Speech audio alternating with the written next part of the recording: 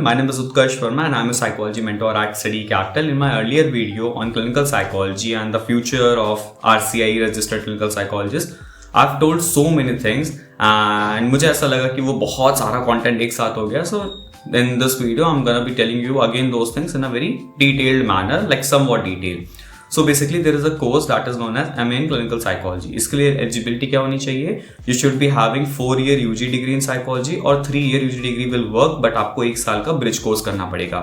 That bridge course will be offered with the university or maybe not.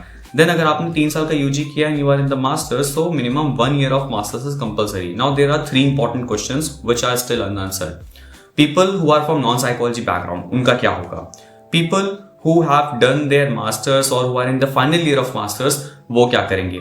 People who are in the 4th year and अभी तक कोई बहुत ही famous university या कोई बड़ी university नहीं है जिसने अपने MA क्लिनिकल साइकोलॉजी की अप्रूवल ली हो RCI से, what about them?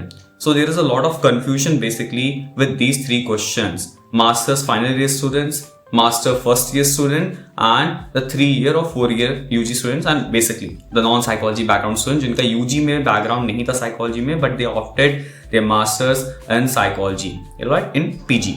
So ये सारे questions को RCI को answer करना भी बाकी है. Till now the safest route is you can either go for 4th year, but the problem is कि बहुत सारे लोगों की यूनिवर्सिटीज उतनी अच्छी नहीं होती हैं UG में, they think, तो 4th year वहाँ करने का मतलब नहीं है. So the best case scenario would be go for the masters program, because अगर मैं आपकी जगह होता तो मैं masters program में जाता.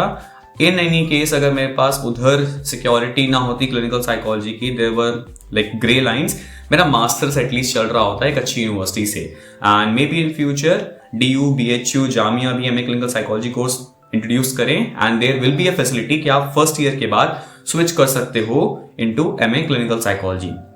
अभी ये सारी चीजें बहुत ज्यादा स्टार्ट हैं, so just please hold on.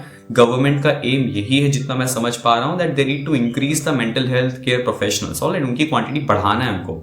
So they won't do anything जिनसे आप सबको बहुत बड़े लेवल पे लॉस हो. ऑलराइट, दे नो एवरीथिंग, कितना कंटेंट है, कितने लोग पढ़ रहे हैं कॉलेज में, क्या कोर्स कर रहे हैं, they have the data. So this is just a start. बहुत सारी चीजें बहुत जल्दी हो गई, मे बी थोड़ा सा फेस्ड लेवल पे इम्प्लीमेंटेशन हो सकता था इन सारी चीजों का. So we just have to wait, alright?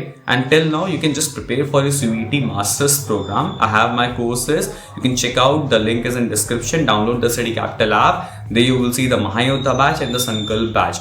Everything will be provided to you. This is the one-stop solution. See you soon in the class. And please do not worry if there is any update which is upcoming. I'll tell you. Alright? All the best.